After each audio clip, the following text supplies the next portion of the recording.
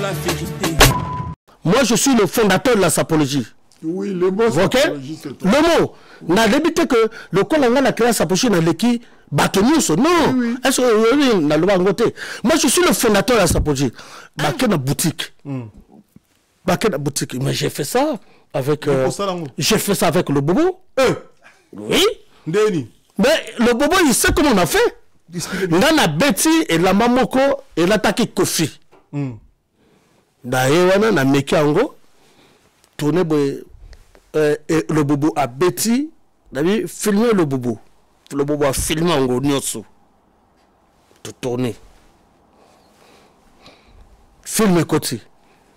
Na lebi elamba oyo na robet ango na fête oyo. Et que la mec on a que na ke et psychoyo et pas ya motola lebi mais on peut faire ça pareil. Même partout Kapangala. T'as pas partout on te voyage moi trop hein, ma sur la forme. S'il te plaît. C'est ça. Kapangala n'est pas ça perd. Non, c'est pas grave. Ponayo. Voilà. Non, Ponayo c'est bon. Kapangala ça perd. Non, Ponayo ba oza ba pété. Oh na zongo na 2010 na Papa Wemba. Yona Papa Wemba. Ouais, donc on a Côte d'Ivoire, na sapé sapologie. Toko ke na bunker à Papa Wemba côté à ba trophée. Au côté trophée oyo. Ba Vioniarka parce que Niarka a incarné parce que le lot parfois plus autant te le bela sur la forme mais autant quand ça que Niarka sur ndeni non Niarkos c'est pour ça qu'on le pourquoi on pleure Niarkos jusqu'à aujourd'hui parce que Niarkos ça mutumoko a poussé toana ba renya au moni ba zairo to ba renya le cola forme te le cola il a maté le cola cop tous les bazaireux qui ont parlé des habits ici ils sont parlé de Nicolas Cop. Nicolas Bilambate. Non, ils sont commencé d'abord à bouka kaba magasin, ba que nous sommes ba que nous beta ba chèque, ba que nous mutu oyo arena pensa na forme à modogo. Donc tous bozo boli ba lobi comme bazairo, tu dis que ah non, modogo. Azo régné. Sérieux yaki poto. Oui, modogo. Après le moni. Niarkos. Pour Niarkos a déjà niveau. Hein? Marabo et solo, il faut confirmer si c'est vrai ou photo. Non, Marabo est solo. Et c'est solo. Il va congolais boyer bana pour na koyiba pour na parce que ici les Congolais, tant on a commis photo. Ba premier voleur basé ba Congolais.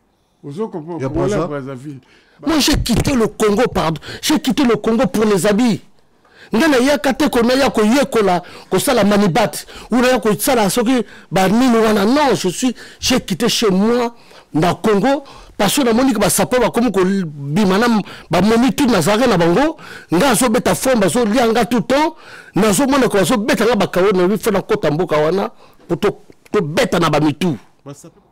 Quant à moi je reconnais na ça le ko contredire était la SAP vient de Brazzaville. Et pas la biso qui ça. Tobenga mutalata bien Jazer. Modogo, Jan Franco Ferré, Azo Kombondeni. Parce que quand tu as un Rex Club, Modogo Alati et Bandi Chaussette, et que Licolo, et que blouson, et chemise, pas blouson à l'attaque d'abord, chemise et que pantalon. Et que chaussures, et que caleçon.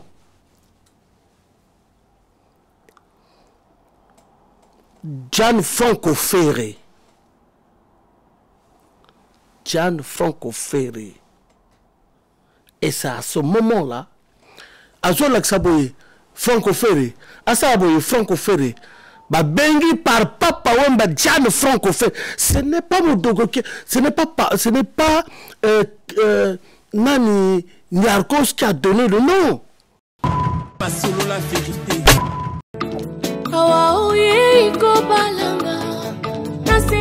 Mbote Abidjan, Mbote Côte d'Ivoire, Mbote tout le monde. Ici Cindy Le Cœur. Le quartier latin international enfin de retour en Côte d'Ivoire, à Abidjan. Après toutes ces années, le quartier latin de retour. Nous allons nous retrouver le 30 avril de cette année au palais de congrès de l'Hôtel d'Ivoire. Venez nombreux, achetez vos billets. Venez nombreux parce qu'il y a des surprises. Incroyable. Kofi et moi allons faire quelque chose que vous n'avez pas encore vu. Alors ne ratez pas. Venez nombreux. Il a décidé de fêter ses 45 ans de carrière chez lui. Le pays qu'il a propulsé. Alors ne manquez pas. Ici Cindy, le cœur. Il y a Bino, il y a Motel. Misala iko mipasidi ata porteur na koko.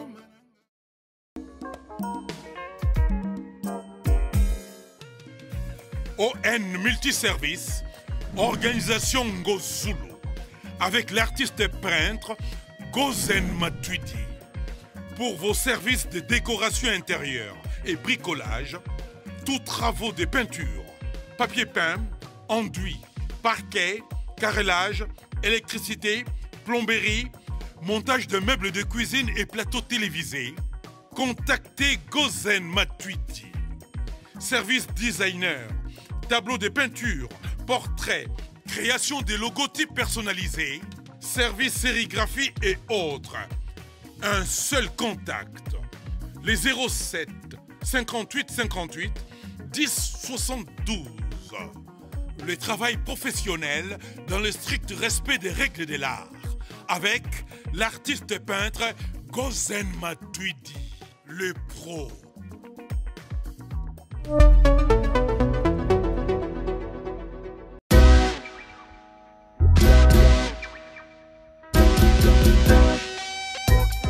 Service spécial covoiturage, Paris-Bruxelles-Paris. Voyagez confortablement de Paris à Bruxelles et vice-versa de Bruxelles à Paris dans de meilleures conditions. Jimmy Chimanga, porte de la Chapelle. Contactez le service covoiturage Jimmy Chimanga, Paris, porte de la Chapelle. Composez vite. Le plus 33 7 87 76 95 65. Pour toutes vos démarches, afin d'obtenir le passeport Yabanamboka à Bruxelles, dans un délai raisonnable, confiez-vous à Jimmy Chimanga, porte de la Chapelle. C'est sérieux et c'est efficace.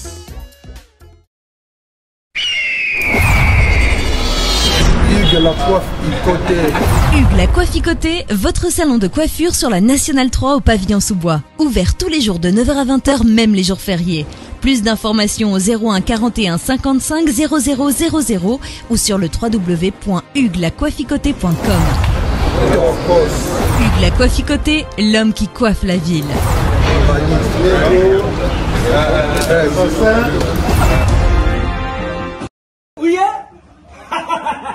nayebisaki bino na kati ya Paris na Aubervilliers awa mobimba mbisi esalamaka kaka na Galaxy Mambo ata ukei suka uzunga na Galaxy Mambo. Petite histoire ya mbisi na kati ya Putu awa c'est la Galaxy Mambo. Papa mama olingi olia mbisi ya munene oyo Kimambangu na 137 rue André Karma na 93 300 na Aubervilliers oza mobimba. Ah, restaurant Galaxy Mambo awa na mikili ya poto kolia poisson frais nde secret na bino. Eh, tala poisson, tala nde babimisi yango. Tande baningeli ya matungulu. Kitoko yo wapi. Ekei Saveur, savonnier, savigne. Ah, biso na aussi sangonga moko. Fona benga bat misusu. Au numéro 137, rue André Carman, à Aubervilliers, composez vite les 07 53 28 89 07. Bonjour fidèles internautes, soyez les bienvenus dans votre émission Analyse et débat, émission Oyotoé la Rabino, vérité en face comme d'habitude. Merci de vous aider Bolan d'Abisso en Sénat pour moi. Merci pour la confiance, merci pour la considération, et merci pour nos conseils, merci pour la Fox.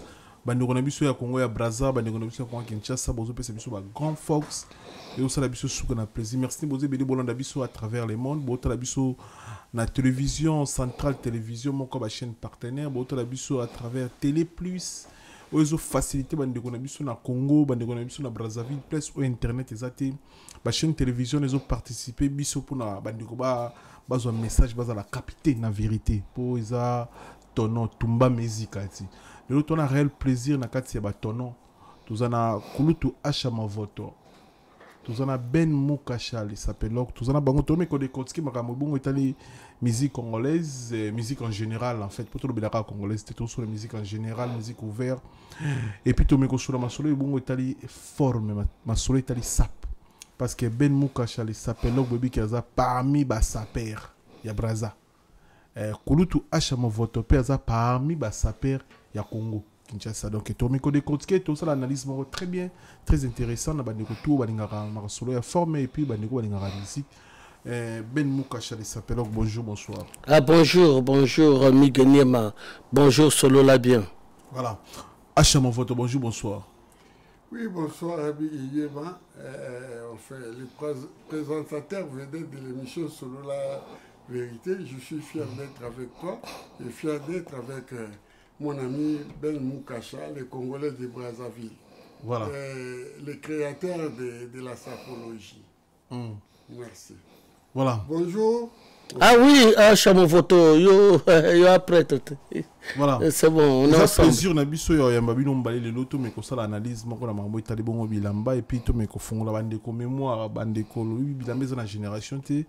Bino bo bandango na asi pe bokuta bato ba bandango lelo pe bato pazo continuer ko lata to me ko sola pe na mambongo etali musique na biso tango yo bandaka sap Ben Mukasha na banino okutaka banani na Brazzaville o bandaka sap biso to banana sap quand même moi bana mike hein on avait peut-être 14 ans tant toujours là 15 ans to kuta ba yaya ngai moto vraiment à formanga na sap à kufa hein donc benga te bateau yo kuta bateau na kuta en fait bateau ta bateau ba to kuta déjà tout ça na ba vieux francos ba maleba gonde et ba vieux na biso oyo ba fula biso penza na mouvement wana je suis pas dans les années 80 moi je suis dans les années 70 hein dans les années 70, dans les années 80, bango moto pe sa biso idéologie parce que biso to aucune classe.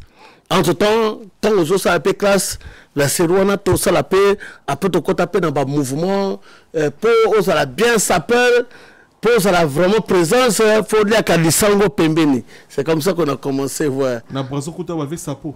Sapeur. Ouais, na braza ils banani. Bah, non, bah, il y a Francos. Ah oui, c'est le vétéran. C'est notre patriarche, en fait, na minito yo. Et ça, il y a Francos.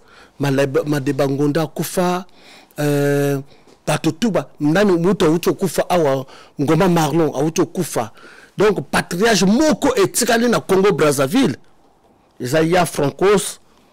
Bandaka, c'est-à-dire que si en tant que moto forme, il faut que nous fassions devant ya Francos. C'est lui qui nous a initié, après tout ça, initiation tout à partir de Makamonaï. Mais avant, Bandaka Nangwa, depuis 1920, mais après, il y a 60 échanges. Après, à partir de 63, 64, il y a Francos 65, il y a Francos, esprit. Bisoto lambiango. Voilà. Kulutu achama voto pitozana e kulutu bino okutara banani ba saper. Bato okutara bazali ba saper na Congo, na Congo. Je salue d'abord mon frère Ben Mukasha. Ça fait longtemps que je le connais. Et ngai na passé temps et belé na Brazzaville. Pour le makambo ya sap et bandit dans ma Congolais à Brazzaville. C'est grand abi yo kutara banani. Ngai tango na commune à Brazzaville. Vous comprenez? Na yaka Brazzaville en tant qu'étudiant. Il y a une place à Tanga na Bayardel. Vous comprenez?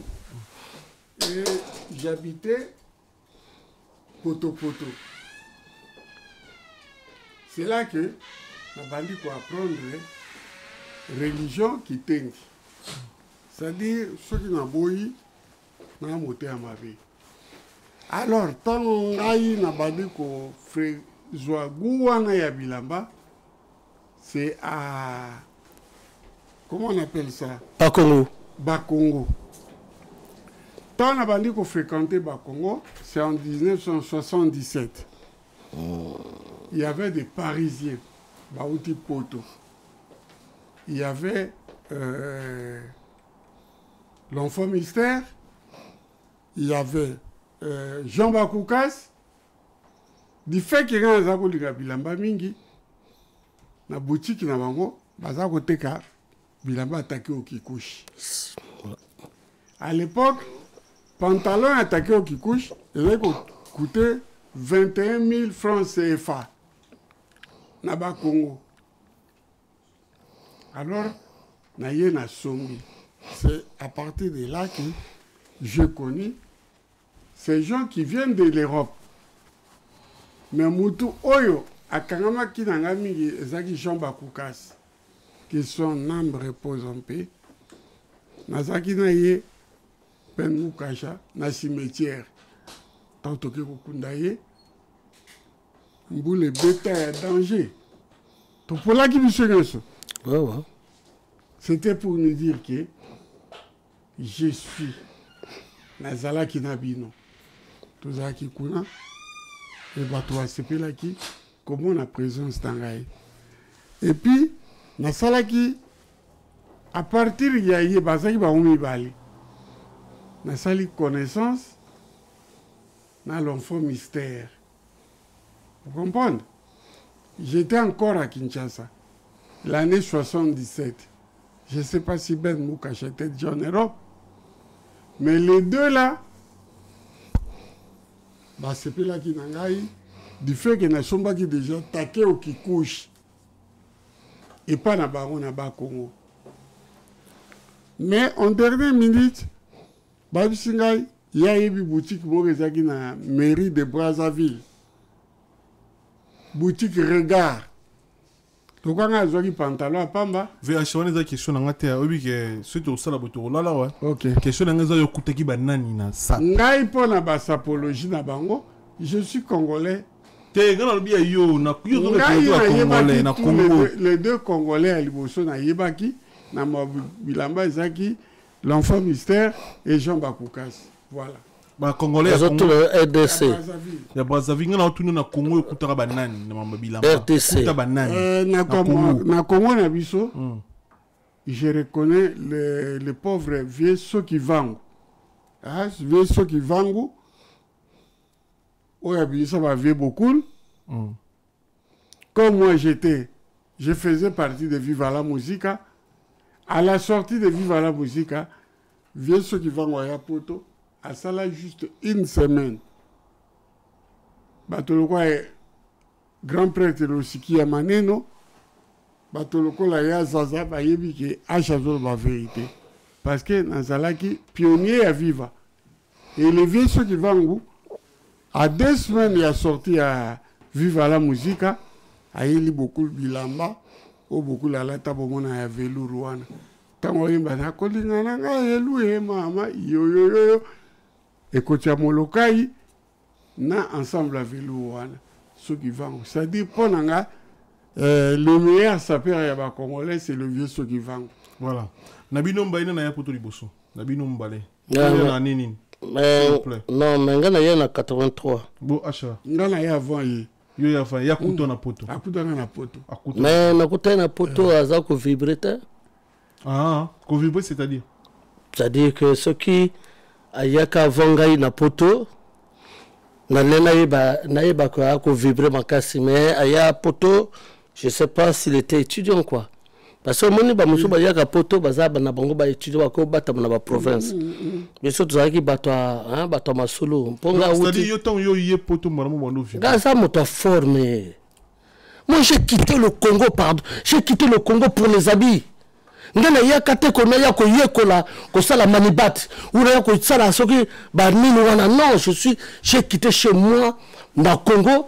Parce que la monique va s'appeler comme que bimanam va moni tout na zare na bango nga so beta forme ba so lianga tout temps na so mona ko so beta nga bakawo na wi fona kota mboka wana pour to beta na ba mitu ba s'appeler ba no lio ba momi ba no ta poto bah oui ba lio momi na Brazza oui c'est pour cette simple raison que je suis venu en France. Oh Ben oui. Le yo ya poto pour la vengeance. Mais pour la ya poto, parce que nous, on les appelait poto, on dit poto, bako benga biso sur to kotaka tozo ça la vengeance, les vengeurs. Voyage à l'époque de babenga non, un vengeur repart au Congo. Pour par exemple, mon sabiso ba pasi moko. Ozo kota bar ba so tala yote. Ota uzo muto forme ba otala yote ezalaka mawa makasi li ukoti wana non so qui peut na bango ba s'appelle mais yo kutu da orato le ko defa pe bilamba quelque part pesipo ba sera kala to sala mine to sala to ko mine ezali ukozwa elamba pa ndeko ta mususu après préparer classement to bengo agencement ou préparer ozui lamba na poto okozwa na baxa okozwa nani wana osangisi yo lati okomo bima peu importe hein, même soko babonda ki ngo lobby mettons au beti ngo comme ça la fière to que na bar to que na place à Paris bazo bengana so ya o ça la fière zo simate ya photo de Mikili quoi na ba massa bac jardel to go beta to comme ko dans massa nga to mo tala Mikili photo kende donc amiyo sambala jama photo que nous régner pour monde mobile baye ba que biso ça ba to former c'est pour ça que je suis venu tant yo cultiver achana ba no régner le yo ba no régner na mi mais non na lobby hein achana moni après il est très dynamique hein, parce que encore yeb sayeb makamoko tant so so baté d'accord rappelez-moi histoire moko tant so ko za la gidiba na go yeb sango après achana yo mona après mais avant parce que biso na Congo awa tango toye bazaïrois to benga ba bazaïrois non on va appeler les zaïrois bazaïrois bazakutute ici nous avons les toza awa banyarkos bazo renier bagemishu bazo renier nani Modogo Jacques Moulele. Jacques Moulele Congolais Braza. Ça dit bazo régner. C'est-à-dire que to biso to yebi que biso ton to so tom na boto tom na ba milieu, to yebi que non. Ah. Ton to bozo boli ba lo ba kam bazaïrois, to yebi que ah non. Modogo. Bazo régner. Sérieux avec poto. Oui, Modogo. Après le moni. Nyarkos. Pour Nyarkos a déjà niveau hein? Il y a ma casse. Donc maintenant. Non, Modogo peut niveau quand même. Oui, Modogo. Ah non. Ah, tu ne vas pas confondre Modogo. Modogo a un niveau inférieur. Parce que Nyarko, ça non, par rapport au coup de déjà dans oui, parce que Batoana Barenia, au moni Bazaïroto Barenia, les colas formeté. Les colas et la maté, les colas cop. Tous les Bazaïrots qui ont parlé des habits ici, ils ont parlé de Nicolas Cop. Nicolas Bilambate. Non, ils ont commencé d'abord à bouka kaba magasin, que nous sommes à que nous bêta chèque, que nous moutou, oyo a régné pensant à former à Modogo. Le seul. Et je pèse les mots. Et nous pèsons les mots, Modogo. C'est tout. Le reste, Basali Cop, allez, comme on compte à solo, après, comme on a mané, surtout tant que papa on va ailler, allez, bibi bango tout. Oh, papa Omba qui a fait tout, c'est Papa Omba qui a fait la SAP en RDC. Il n'y a personne. VH, on compte dire Nanine. Bino Borenia pour na kobuka ba magasin. Bien encore clé sur biso. S'il vous plaît, s'il vous plaît, VH. Bino Borenia pour na bilambati. Mais ba Congolais ba yebio VH pour na bilamba.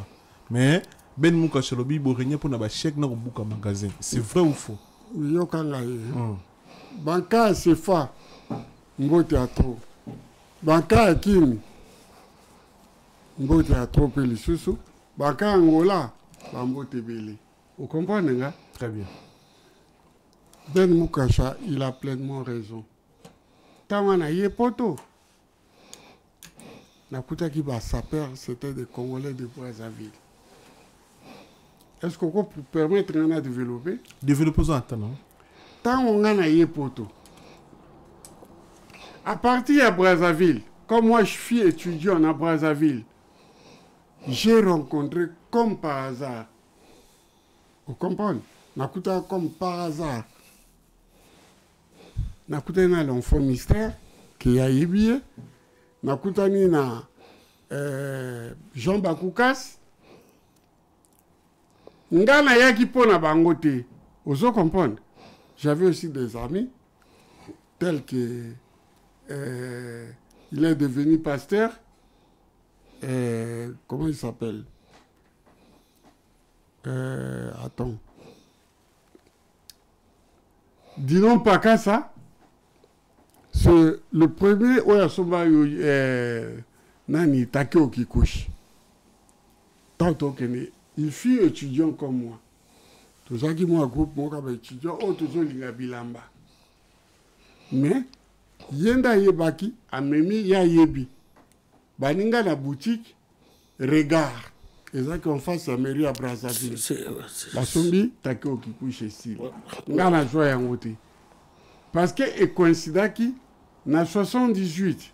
On a la question de bisoter AVH. Non, mais faut répondre à la question. Histoire. Mais histoire, ils ont prompté, histoire est prompté, mais on répond sur le qui analyser le débat. Voilà. Photo, il faut confirmer si c'est vrai ou photo. Non, Maramo solo. Ils ont solo d'obilo ba Congolais, boye ba pour Roïba, pour Naro, parce que ici des Congolais, tant on a commis poto, ba premier voleur basé ba Congolais.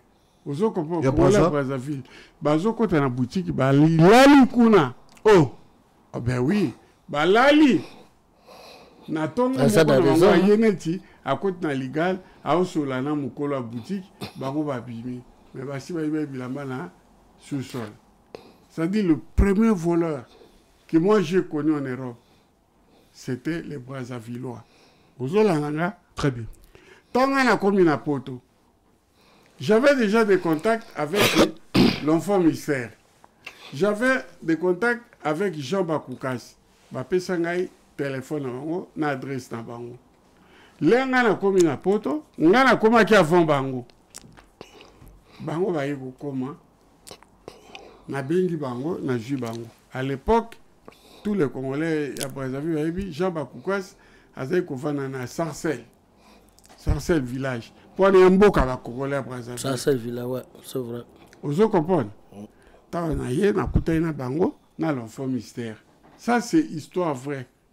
Tant on a commis, bah, mon on a dit jean, na chemise, na manteau. Jean Bakoukas, à côté pas mes parents, allez à Yelingai, Mobimba, à Klein, Calvin Klein, à Kabelingai. À présenter Ngai, a dit, oh, l'enfant mystère, tu connais pas le monsieur? Kasi yem ta soma bilamba yoji, et pardon, il y a Takeo qui couche, na boutique na biso na Bax. Bax ça veut Brazza la saperie. Voilà, la saperie. Ba yamba ngai, ba non, il faut t'aider. To présenter yo et pas ya ba dinga na biso.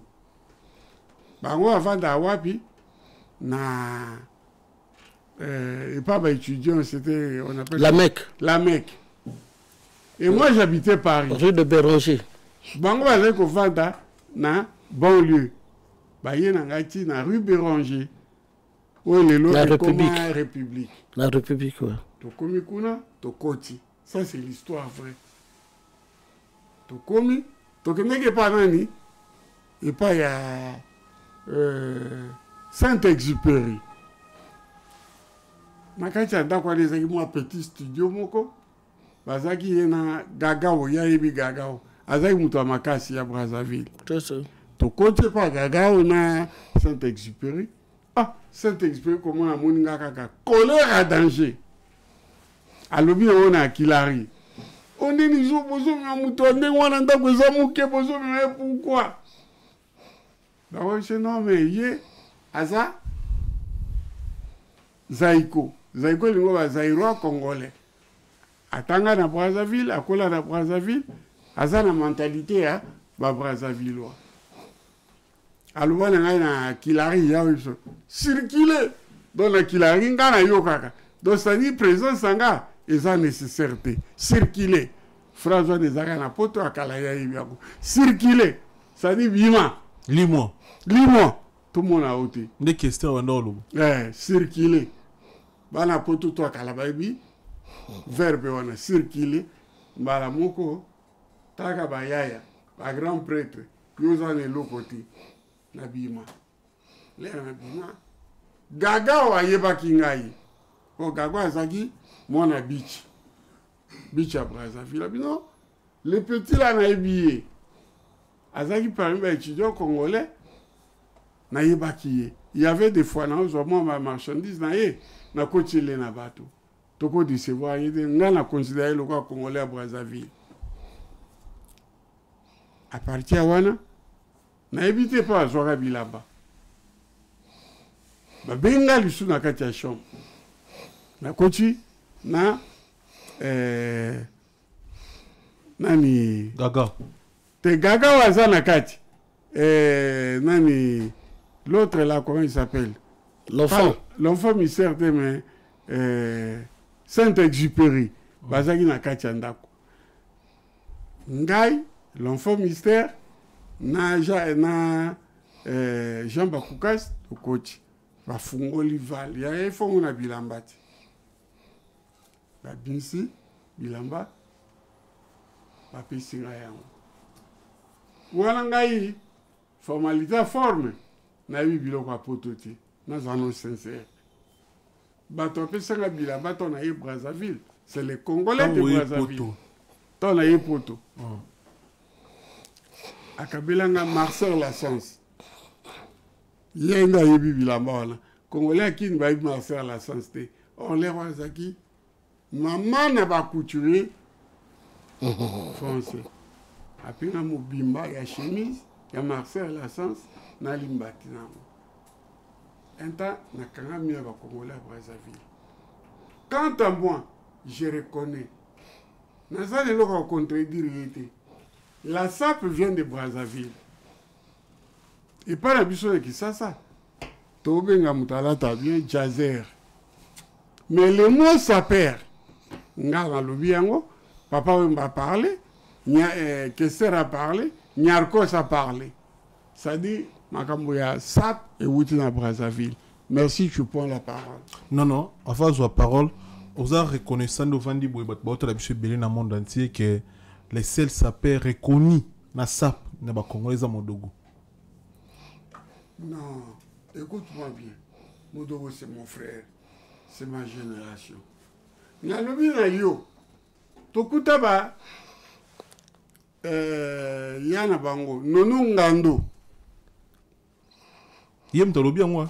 Les seuls sapeurs reconnus dans mon RDC, je dis. Nazoya. C'est Modogo. Nazoya. Nangana kuta ba ya nono ngando. Ba l'enfant mystère. Ba Saint-Exupéry. Mais Modogo ali bon tu no yeba. Zelanano. Saint-Exupéry. Moule Jacques Moulele. Et Bazaki Belé. Ozo comprendre nga? Ça dit Zairo a kotia mbanga na batuana azati. Je dis la vérité. J'étais au début et je suis. Ceux qui n'ont ignoré les Congolais à Brazzaville n'ont pas été maman. Ozola nanga batonga na kutaka na maramba. C'est vrai ou faux Modogo ça reconnu les seuls uniques Congolais à Kinshasa na Congolais à Kinshasa. Bien sûr Modogo a vu sa marque. Au moni Modogo, il n'y a que moi qui peux donner l'adresse. Modogo Azaï Kovanda na Paris 8e. Marie Cambon. Et Modogo Azaki na 5e étage. Il habitait avec Azaï Kovanda Ndakumoko, Yena Kike Wing. Kike Wing Aza moi na Canriche. Comme moi. Alors, Modogo, à Sombaka, Bilamba na ye, et pas Gianfranco Ferré. Boutique on est na rez-de-chaussée na ye. C'est Nyarka qui a découvert Modogo Gianfranco Ferré. Vrai ou faux? Quelque chose dans un monde. Toi, tu n'as pas découvert Modogo. Modogo, oui. Vrai ou faux, le Modogo, c'est les jeunes qui ont reconnu dans ma carrière. Congolais à Brazzaville. Pas comme reconnu. Pas comme reconnu. Oh, c'est vrai. Il fera ça dans Congolais à Brazzaville, pas comme reconnu. Bah oui, bien sûr. Parce que au début que non, le problème c'est que je rappelle quelque chose. C'est-à-dire que Moni, en solo la vérité, non. Je sais pourquoi il a pris Modogo, John Franco Ferré. Pourquoi? Voilà. Je vais t'expliquer que Modogo, John Franco Ferré, a joué Kombondé. Parce que quand tu as un Rex Club, Modogo a lati et bandi chaussettes. Et que les colos. Et que blouson. Et chemise, pas blouson à l'attaque d'abord. Chemise et que pantalon. Et que chaussures. Et que caleçon.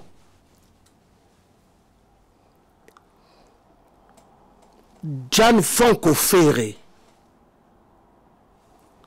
Gianfranco Ferré. Et c'est à ce moment-là, à ce moment-là, Franco Ferré, à ça, Franco Ferré, bah bengi par Papa Wemba Gianfranco Ferré. Ce n'est pas Modogo, ce n'est pas Nani Niarkos qui a donné le nom. Ce n'est pas possible. C'est Papa Wemba qui donne le nom de Gianfranco Ferré. C'est Papa Wemba. Donc, ça dit qu'à un moment donné, pourquoi je dis que Modogo est le seul, parce que Modogo, quand même, dans les deux Congos, il a démontré et il a prouvé. Pourquoi tout le temps, pour nous dire que tout le monde a fait parce que ah ouais, comment qui a forme non bisoto il y a concert parce que tant que c'est un concert ça te ba concert bandi après le premier concert biso donc premier concert il y a orchestre et bandi con premier concert ça coûte ba Zaiko il y a Pepe Calais concert les Bosso Kaye Kazo nen bazo beta comment on appelle il y a Kanda Bongo Man concert il y a play et bandi après concert play et bandi après na 86 concert après bandi na 87 mais avant mais la s'appelle là elle existe donc Batoiso incarnango et ça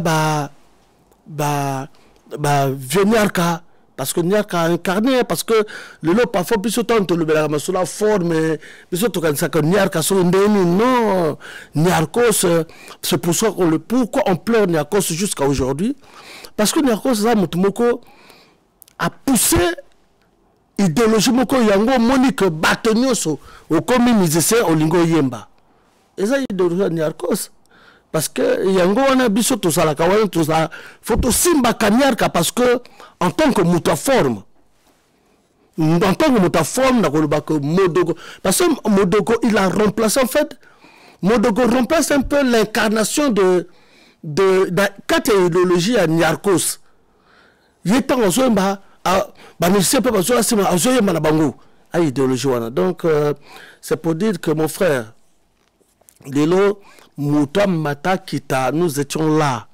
Et je te vais t'apprendre que te belé côté na poto na RDC ou dans la RDC, il y a Zaïro à partir de 1990 tant benga na bang 1988, 89 après 86 ou après 85 parce que pas benga na bango na Belgique pour mbeba et salamato bayi sikoyo bayi ko beta sous mbeba bon nga pe na kota na mouvement parce que nga pe na moi je suis quand même pour na pire vérité les leçons que nazo sur na yo j'ai été quand même je suis dans ce milieu de la RDC hein milieu à Zaïre ou à Zaïre pour avoir comme RDC na milieu c'est pour ça que facilement j'ai la facilité toko sona achamo photo facilement toko sona na yo facilement toko sona ba ya nyoso pour biso to joie esprit que les deux Congo Braza, Kishasa, Topota na biso, mais tozali, na ndenge na biso, tant que vous êtes prêtre, va tout nous na tribunal, tant que Congolais de Braza, au Congolais de Kishasa dit, messieurs, vous êtes pareils. Non. VHA, relève le lot na Congo Braza na ba jeune lelo, nani pena ozo mona lelo, na histoire à forme, au côté de 3 combos vite fait. Non, na ibi ata sa permote. Lelo. Oui, na ba Brazzaville. On a na tangi hein. Tout ba tangi. Pona lelo. Na moni ba to remplacer ba le relève ba na sima bango ba Jacques Moulele, ba Jean Bakoukas. Wana ba relève lelo. Relève lelo. Toko tanga ka yemo Ben Mukasha. Te na lelo te ya. Tu ba Ben. Na lelo il y a pas de sapeur congolais. Bon non ba sapeur te. Non ba de Paris. Non ba de Paris. Ngai na yibia qui est artiste musicien. Hein? Nakati Akin. C'est là que j'ai découvert mon jeune frère là, que je salue. Abeta et pas Werason. Ozola nangai. Aye poto na moi retard. Ozo comprendre. Heureusement que à salaki émission wana. Il y a moi si wana ya quel pays là? Brésilienne. Agayana qui prie wana. Mais pas à découvrir rien. C'est pas si longtemps, dans les années 2000. 2016. Il n'était pas présent. Mais maintenant, là, il est considéré comme Nord de Paris. Maintenant, là. Nord de Paris. On a considéré en tant qu'artiste et musicien. Non, ça perd. Non, pas l'histoire a sorti trop soigné. Non, il y a Mamba Wilamba. Si on retourne boutique attaquée au Kikou chez la place, on peut sauter. Alors l'action adresse son athée. Si on retourne boutique à Marcel Lassens, on l'a sauté. Bisoto toye poto, ma boutique tout est alaki, côté à Paris 16e. Là où Jacques Moulé l'habité. L'étoile. On est là-bas. Les Aïkouna et pas Modo Balobakake. Ayembanze pour Paris 16e. La rue Victor Hugo, c'est là qu'on achetait les habits. Bamugugu, Babia, Bagriffe et Belé à Tangouana. Vous comprenez? Tangouana, il n'y avait pas Yuji Yamamoto. Vous comprenez? Il y avait que Takeo qui couche. À Paris 6e. Takeo qui couche, il y a Marcel Lassens. Tous les boutiques, Zoba Mugugu, Zoba Nani, Bakomo Kimanga. Christian Wolf. Jusqu'à aujourd'hui, ma boutique est Zalak. Mais il n'y a aucun Congolais, il n'y a aucun Zaïrois où il y a des sous dans Paris 16e. Alors que toutes ces boutiques-là, ils sont allés. Ben Mukasha.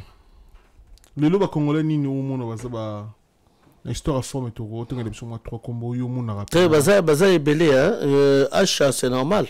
T'es nabi na Congo. Na Congo Brazza na yebi. T'es biso. Ah baza est belé. T'es biso. T'es baza est belé. Biso Congo le biso. Ah non na minute baza.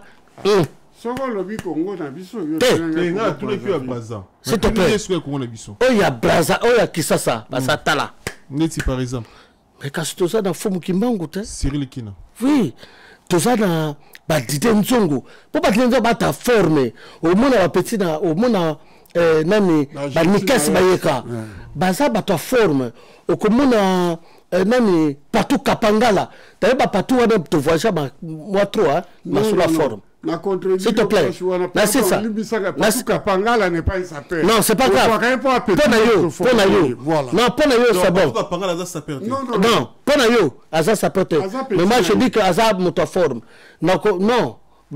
Non, c'est vrai. Moi, tu m'as demandé, non? La cosité pardon, héritier Scram, Bazawana, fils Dungu, Bazawana, Baza et Bele Tobenga, bon, Acha Movoto Aza Moto Kalapo, Aza Pe Moto Forme. Baza et Bele, ça dit que. Ombre jaune. Excusez-moi, ombre jaune. Il y a un grand sapeur qui est là. Ngane to s'affronter na boutique à Yoji. Non, Makamo Yoshite. Il faut excusez-moi. Achat. Non. Achat. Achat. Ulichonga, ok. Dans le bien, achat. Oyebi. Nakosi. Oyebi. Nakosi. Yoji, excusez-moi, pardon Ben, avec tout le respect que je te dois,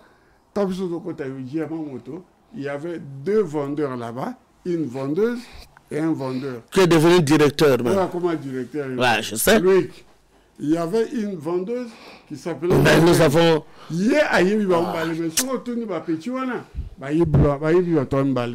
C'est bateau. Vous comprenez? Ce qu'on tourne les lots, bateau. Mais les autres, il y a un bateau dans ces cités. Premier Congolais à côté de Yoji. Il y a Braza. Yoji est un Congolais à côté de mais disons, moi, na Barumbu. Non, mais c'est faux. C'est faux. Oh. C'est faux.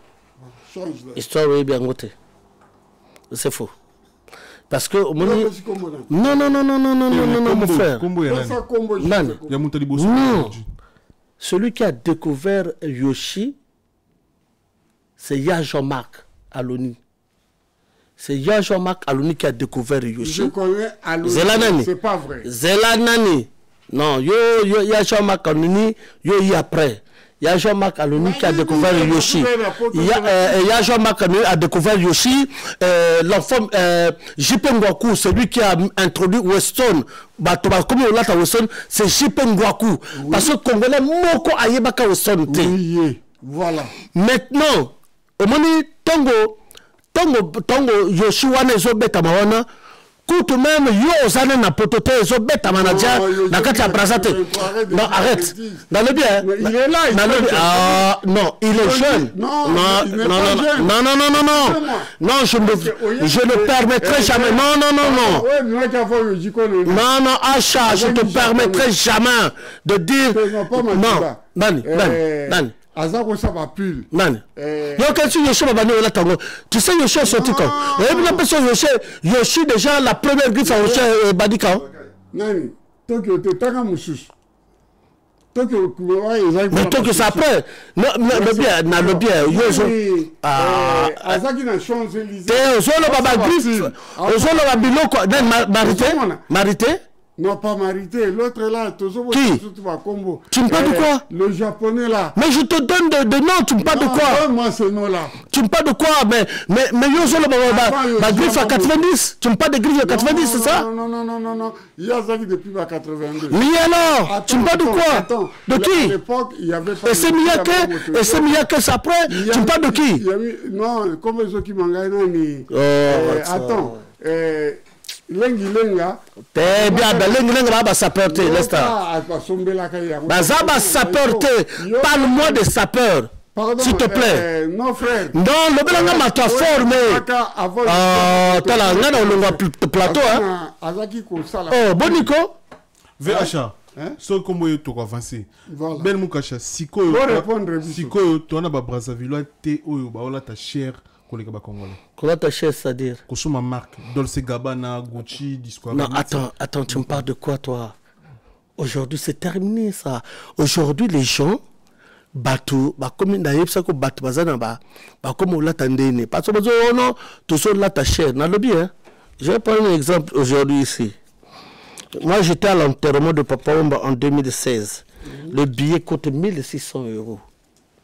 Si tu prends les frais d'hôtel, tu peux mettre 500 €, 1000 €, 2600 €, ok? On peut assister à l'enterrement à Papa Wemba. J'ai vu aucun sapeur. Congolais. Aucun sapeur qui est parti au nom. Ngaï n'a pas gagné 40, 50, 60 000.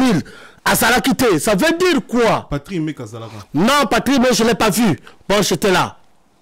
Dans le but que ces gens-là, au moment où ils sont là, ils ont comment changer le narratif. Parce que quand ils ont un narratif, ils ont changé en gros, parce que tu as comme au quota, Masolo Mosusu. Masoloni, boutique forme.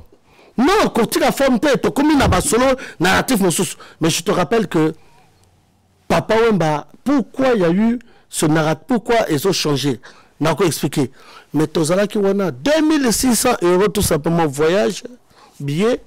nananwana. Mais comment on a moto? Ngana sombi là 15 000 €. Non, c'est le mensonge. Parce qu'ils font quoi? Ils sont bah griffe ça ngo kuna na yebi place hein. Bah que na un jour dans ça na sala qui erreur faut préparer on ça la film na filmer bango caméra caché tout bona ning bazoya ko changer ma griffe. Oh. Ils changent de griffe à marcader. Ah bon? Oui. Ça c'est fort, Chifo. Pardon. Non, mais ngana mona bango. Excusez-moi. Non. Achat. Ngana mona de London bango sa apologie. Non, ma sapologie. Non le bien. Non, monsieur. C'est le mensonge. C'est le mensonge. C'est le mensonge. Sinon, on va sommer la maté. Non, on va gâté.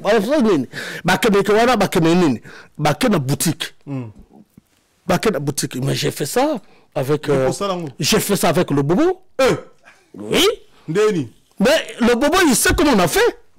Nana Betty et la Mamoko et l'attaque Kofi. D'ailleurs, on a meki ango. Tourner le bobo à Betty. D'ailleurs, filmer le bobo. Le bobo a filmé ango nyoso. Tout tourner.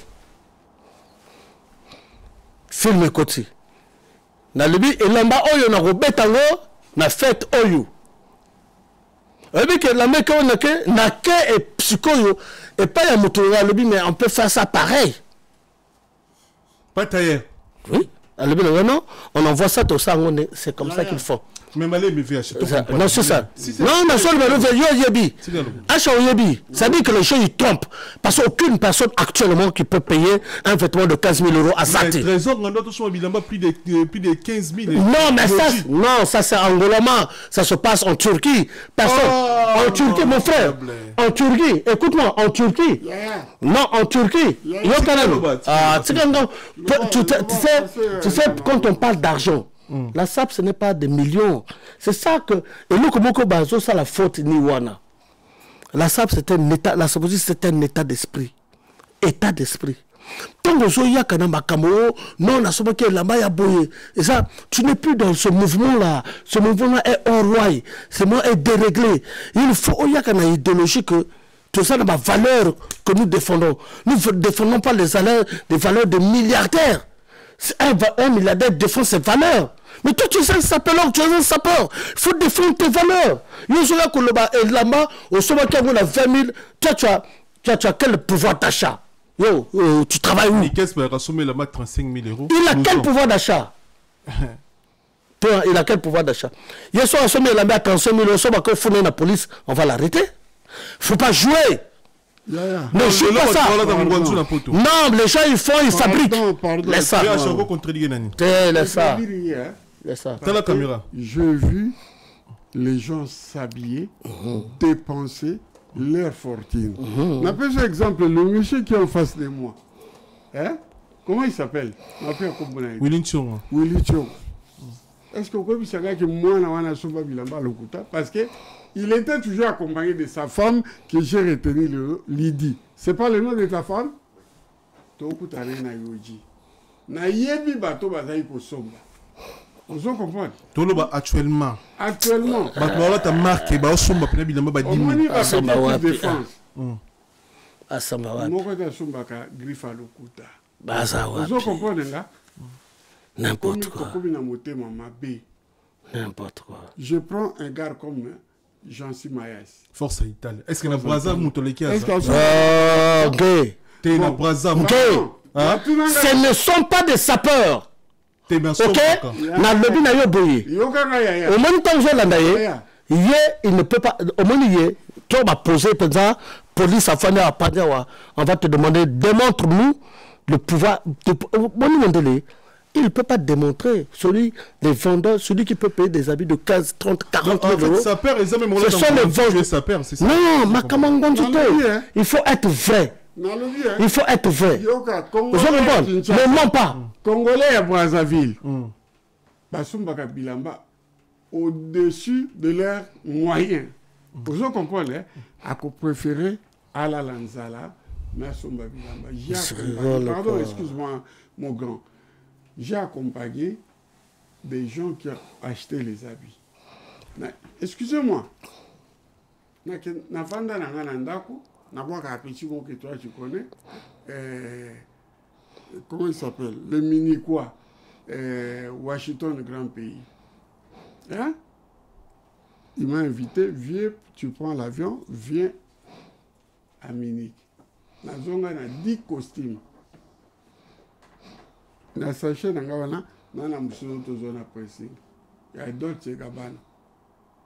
Soka yibaki toko kene te pona que zona kacha boutique wana. Vous comprenez? Soto limito lamba bilamba. Hein? Takeo qui couche qu'on parle. Dans le milieu congolais. Il y a un grand frère qui habite à Bruxelles qui a découvert ça. Mais Ben Yama, Ben Moukacha Yebi était. Comment il s'appelait? Azan, à Koufi dans l'hôtel à Bruxelles. Hein? Attends. Arrêtez de diffamer, arrêtez de transformer, déformer l'histoire. J'étais là. Tu n'étais pas que déformer l'histoire. Non, je ne te permets pas de déformer l'histoire. Je te déformer l'histoire. Ici, nous avions ici les Takeo Kikuchi. Nous avons ici les Christian Wolf. Est-ce qu'il n'y a pas une Christian Wolf qui a son bête à Bilamba le la marité pour la mini baboma boutique na collection baboma boutique partout dans le monde parce qu'il a insulté un juif de sale pédé. Peut-être un monsieur Bakati. Histoire de Yébité, laisse les gens, laisse les gens. Non, Tala, vous êtes des Tala. Ma belle, c'est que moi, c'est que vous venez transmettre des choses qu'il faut transmettre à gens. Yo Yébité, Marité François Gilbeau. Ils ont qui a un opéra il n'y a pas longtemps. Non, mais je sais. Mais après. Marité n'a dit que. Non, n'a dit que. Oui, n'a dit que Marité, Marité a Zolaki. Mais n'a pas oublié que Koya Kolobama que tu ne maîtrises pas. Et ça là, Takewu. Et ça là, Yoshi. Mais ça là, Weston. Il faut y avoir. Dans toutes choses. Oui, parce que plus on ne peut plus parler de Weston parce que Weston il a vendu. Ouais, non, c'est pas grave. Maintenant, il faut que les Kabomoko, nous devons évoluer. Nous devons évoluer. Il faut que le baboyer. Il faut que le baboyer. Que bon, ok. Bel Moukacha, ok. Les Congolais, ok. Vous avez Bino Bosa, du saut ennemi que pour créer Bino Motobosa, le fondateur, Bino Mobanissa. Ok, nous on accepte ça. Bon, maintenant, qui a donné les lettres de à la SAP? C'est les Congolais de Brazzaville. Non, de la RDC. Pourquoi? Non, c'est la même. Laisse-moi parler. Laisse-moi parler d'abord. Laisse-moi, après on répond. Pardon. Quand moi je suis arrivé en Europe, c'était les Congolais de Brazzaville. Bazaki na lettre et à noblesse. L'arrivée de Nyarkos, au Bossani Moutoumoko, il y a un grand sapeur que Yozo Kowotaka a convoité. Dikando Mouanakin. Ouais, Dikando, oui. Dikando tout après. Dikando c'est après. Dikando c'est après. Dikando, non. Dikando n'a rien à voir. Dikando c'est une volonté de 65. Non, Dikando c'est une volonté de King Kester. Dikando. C'est une volonté de King Kester. Non, Dikando c'est une. Moi je suis le fondateur de la sapologie. Oui, le mot. Ok? Le mot. N'a débité que le Kolanga a créé la sapologie dans l'équipe Batonius. Non. Est-ce que moi je suis le fondateur de la sapologie. Un jour, on remonte que 10 ans après, 20 ans après, on le voit. Oui, mais le plus grand sapologue du monde, celui qui a dépassé tout le monde, n'a pas formé Ben Moukacha. Non. Ben Moukacha, mec, le fondateur de la sapologie, il fait partie parce que le dernier, si tu veux, c'est le dernier de la religion qui t'est dit. Le dernier à Moufon d'Abisso, et ça sapologie. Qui est le créateur du mot. S'il vous plaît. Sapologie. S'il vous plaît. Tu n'es pas le créateur. Le dernier, parce qu'il y a des petits oiseaux. S'il vous plaît. Non, pas le dernier. C'est pas comme ça. S'il vous plaît, on a analysé des bonnes abussos parce que tout ça, il y a une question ouverte. On a dit que les bino temps pour s'exprimer, pour ce que les bano découvrir bino. c'est que tu as une question fermée, c'est-à-dire question-réponse. C'est sous tes questions, on va y aller, on est toujours yemba. Tu as une question fermée, c'est-à-dire 30 secondes, 1 minute, point barre.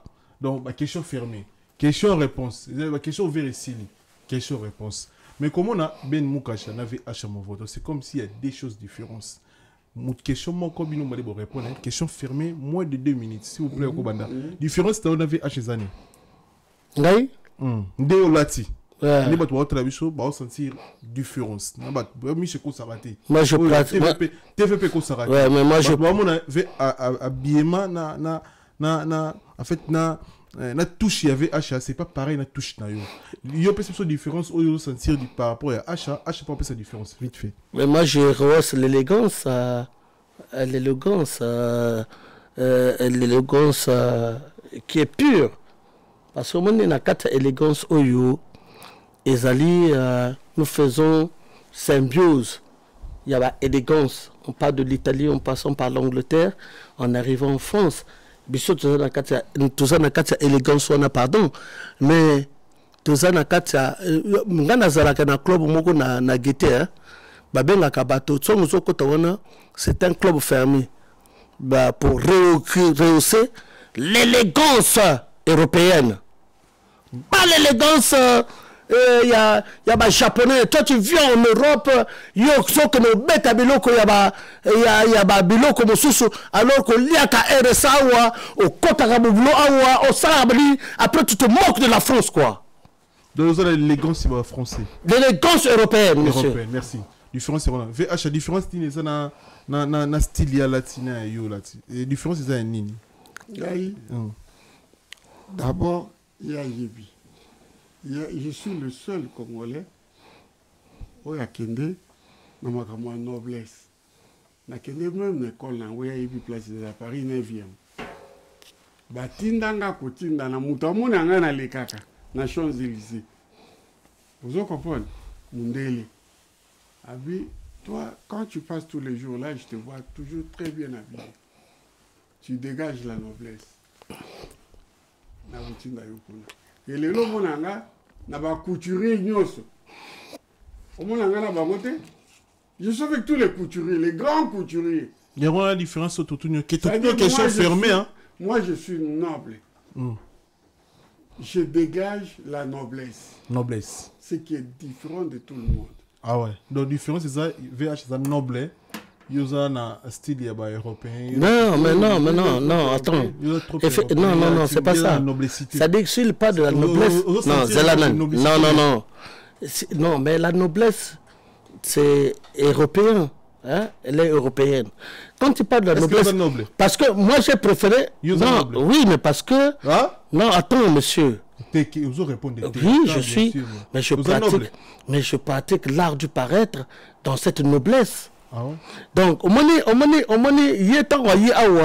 tu sais c'est pourquoi j'ai pas pour avancer le débat. Parce que le monde n'est lati. Parce que non, ce qui a l'attaqué, n'andenge, je devais le déclassifier de A à Z. Mais il y a lati, n'andenge moko, avec le bête avec moyen, n'a tango exaté. Mais il est dans cette noblesse, effectivement. Non. Non, il y a non, il est dans cette noblesse, effectivement, il est dans cette noblesse. C'est pour ça que je dis. C'est ça. Frangin, attends-moi. Tant que yo bengiye, aye baki ke aye kosa la émission. Hein? Ngai nazaki na salon de coiffure. C'est pas ça? Ou bien non? Na bino yem s'appelle Moukacha, to reporter yango. Pona bungama. Yo bina non? C'est ton ami, ton frère. Ton frangin, Yaka, au salle l'émission. C'est comme ça que moi je suis sorti de la maison. Mais comme Nazali noble, ah, mais tu as bien représenté. Non, mais c'est bien représenté. La veste que moi je porte, Nazali veste à printemps. Nakosi. C'est votre là. Et tout le monde regarde, ça c'est du printemps. Et tout le monde est à marqué. Yoji Yamamoto. Ça coûte combien ça? À l'époque, ils avaient un fonds français. C'était la veste la plus chère. Et puis, moi, moi, je ne sais pas dans des connaissances, Modogodja Franco Ferré, et l'autre, acha mon vote. Vous comprenez? Veste et Bimami Balé, au Kotambola, partout. Exact. Il y a un grand sapeur qui est en face de moi là. Comment il s'appelle? Willington. Willington. À son bas tous les vestes, il y a Yoji. Namona est au Kouta. Bon, chapeau, Bézani. Yoji à ma moto. Non, nous allons régler ça. Vous comprenez? Nous allons régler ça. Pantalon, c'est Yoji, Yamamoto. Nous allons régler ça. Tout autre que Moutabimisa, la sapologie. Voilà. Merci. Merci. Ben Moukacha, est-ce que vous l'avez? Non, il faut noter la manière l'extérieur. Non, awa bisoto lati ma solo tozana kata vintage. Je suis en haut talon. Oyo, c'est du printemps parce que tant que là taboyé. Veste aux habits à printemps. Mais c'est du printemps. Parce que attends, monsieur. Non, c'est pas possible. Non, monsieur. Zéla. Maintenant, je vais te faire comprendre que c'est du printemps. Tu sais pourquoi? Tu sais pourquoi? Laisse-moi te présenter que c'est du printemps. Non. Monsieur.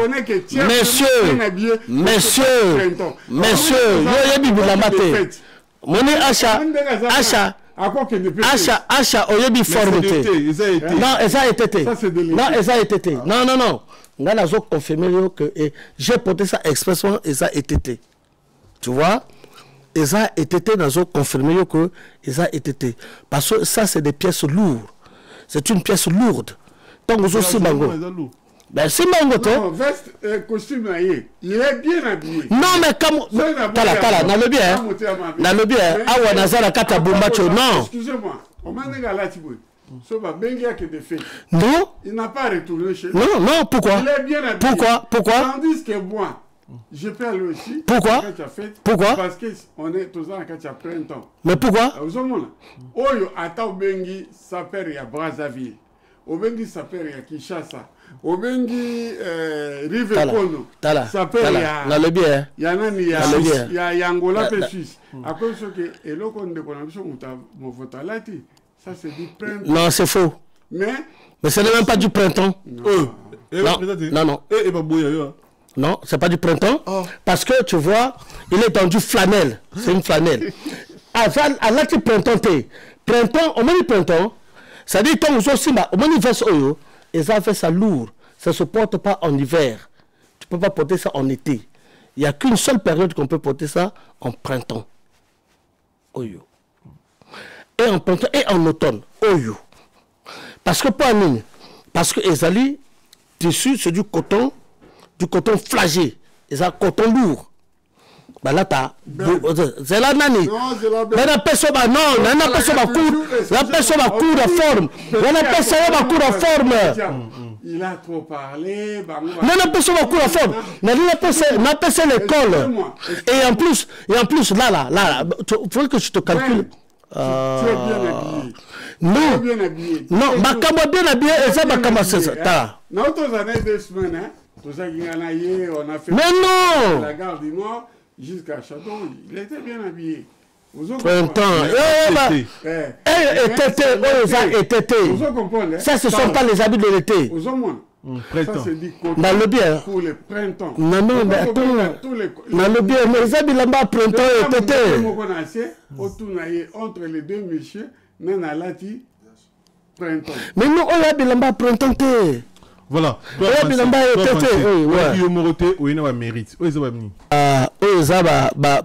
Pété. Oh, na zongo na 2010 na Papa Wemba. Yo na Papa Wemba. Ouais, donc on a Côte d'Ivoire na sape sapologie. Toko ke na bunker na Papa Wemba côté ya ba trophée. Au côté trophée Oyo. Na 2010 to sala sape sapologie. Papa Wemba zoyemba ngazo beta forme. On a conduit tout ça, où on a été décoré, tout ça, Yangoyo. 2010. Trophée Moussou Césali Awa. Oyo, diplôme. On s'entend bien. Diplôme impacteur de la SAP. Papa Wemba a joué en 2016. Un mois avant Okufa. On a appelé un impacteur parce que j'ai fondé la sapologie et papa m'a témoigné il a témoigné na testament na ye à forme. Aloba les 4 so ya testament na ye à suka na maluba forme. Papa mazanongo oyo pe ba pesa ngai. Ba musu bazwa icône de la SAP. Mais ngai papa omba ngai amedena nani koko vieux na biso oyo nani Francos na Souris Cacharel bazwa oyo même chose nangai. Pardon, j'ai une petite question à te poser. Zana si ça n'a pas de poser. Quand tu dis Souris Cacharel, ouais. Azali Yaya, avec beaucoup de respect. Ouais. Mais Souris Cacharel approuva rien à Makaba. C'est pas grave. Mais ngana zo le bakaka. Yo kuto leki. Ngana zo le bakaka. Yo bimisa. Le mot. Ngana zo le bakaka. Souris Cacharel.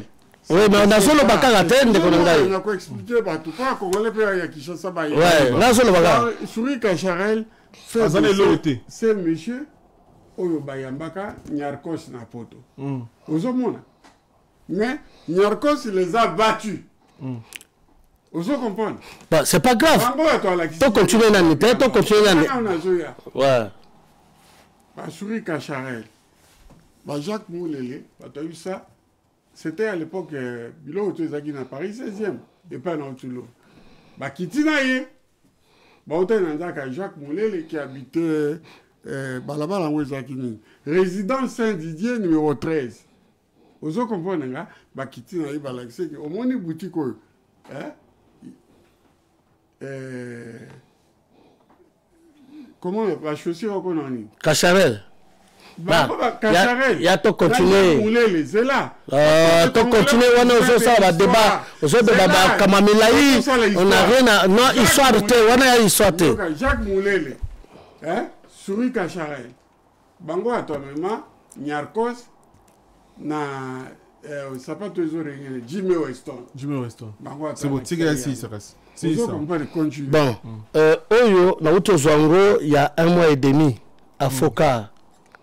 Oyo, le Congo, reconnaissance, il y a Congo-Brazzaville. Pesengango, en tant que fondateur de la Sapologie, hein, fondateur, Oyo a créé la Sapologie, Oyo a commissi idéologie et culture, il y a Sapologie dans le monde. Yango va Pesengahi par Afoka. Et je remercie Olivier Doumou, ça a été donné par le ministre de la Culture. Voilà. Donc, maintenant, Zelanani, Oyo trophée Moussou Nazwaka, les Oscars de la SAP. Donc, on a 4 PT, mon frère. 4 PT, Ezali, Nalingi, Awande, na Fadibouye.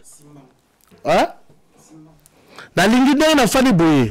Qu'on a joie un sapeur ou un sapelog. Ayaka loba o nongai na sala na papa ma na zo oyo ezati bazati ba mérite qu'on est quand même ezati bazati parce que dans le bien mais dans ça ba mérite je suis pas musicien nda ba betelanga maboko dans le bien ba betelanga maboko pas en tant que un chanteur na bina ka zebola te na bina ka kuku dengonte nda beta forme na telmi ba tazo beta maboko na voyage ka mboka mobimba parce que Ben Mukache est reconnu mondialement comme le fondateur de Sapologie. C'est normal. Aucune personne a la mbanga na ye pembe na motu oyo lokola ngai azati. Parce que moi quand tu me parles de ça, moi ça m'énerve parce que moi je reçois des coups et des coups à cause de ça. Donc des alliés, moi je suis là na sinisa ma solo. On le banana ma solo forme ngai na vida. OK? Parce qu'aucune personne a cause les cas ba péter lokola ngai papa m'a sa kufa na ye. Là, la sanga ba 2 PT, ba 3 zones papa mba. Aussi. Achaloba. Omoni dans mon cacha, papa wemba azaki na besoin de gloire. Gloire wana que sert à Sapesaka, gloire de la Congolais à Brazzaville.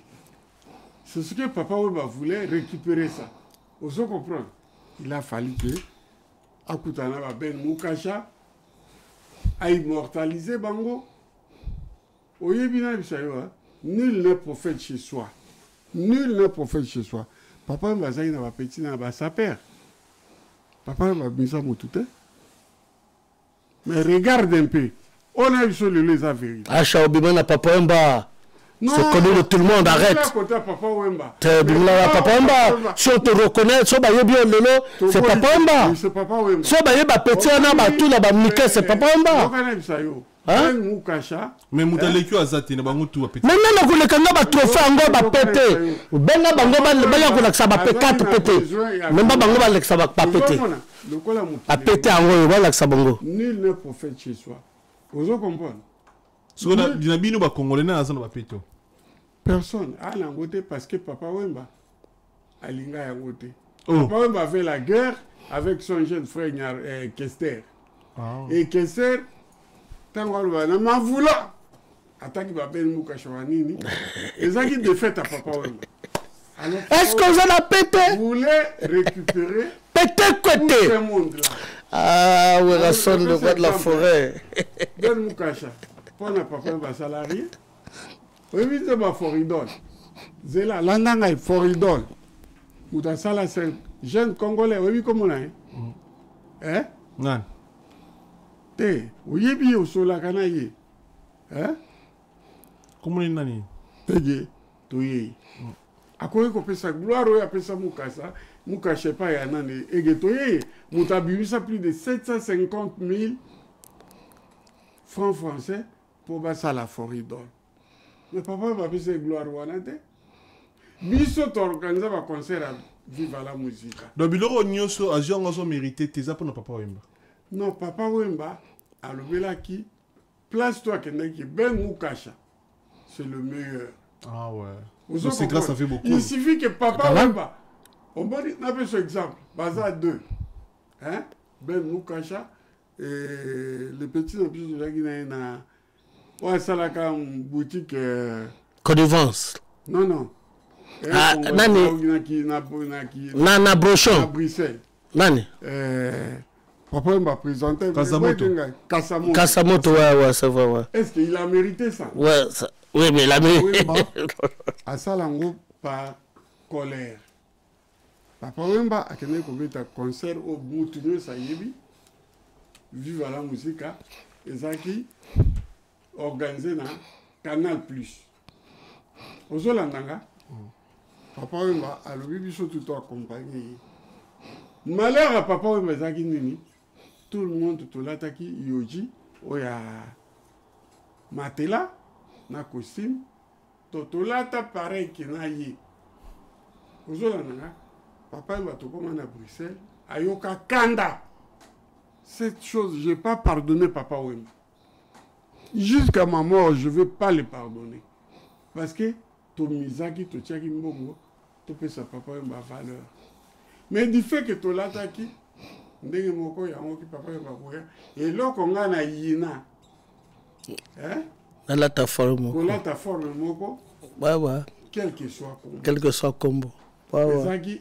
Ça c'est vrai. Ça c'est vrai. Alors papa il a créé. Non. Il a été. Mais j'ai dépensé mes économies. On a l'attaqué. Et Papa Wemba, tu vois que le Koya Koula tate.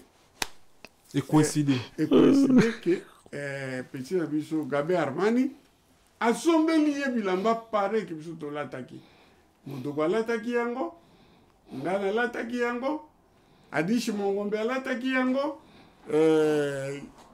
Kifunda alataki yango Kifunda sadi Gabé Armani oya uti kokufa kalate nani le dernier là alataki yango tu viens de mourir là il y a une semaine il y a 2 semaines là papa m'a pas kabelo bilamba trop mais on l'a honte na TV non papa m'a kabela bilamba mais oui akabela bilamba na boya te 2 valises à pinga bilamba na kishasa pesa 2 valises à bilamba na kuwanga na ngote et là que Toucha papa m'a kabelo bilamba ah kabela bilamba ndenga mo na sana bilamba et là kabela et là que Toucha wa congolais ti ba ege ba comme na méchant papa m'a il n'avait pas de vêtements papa mazaki na bilamba te ba comme na méchant vous raté papa m'a zalaki na bilamba te Ah, c'est compliqué. Zalaki na bilamba te. T'as la caméra.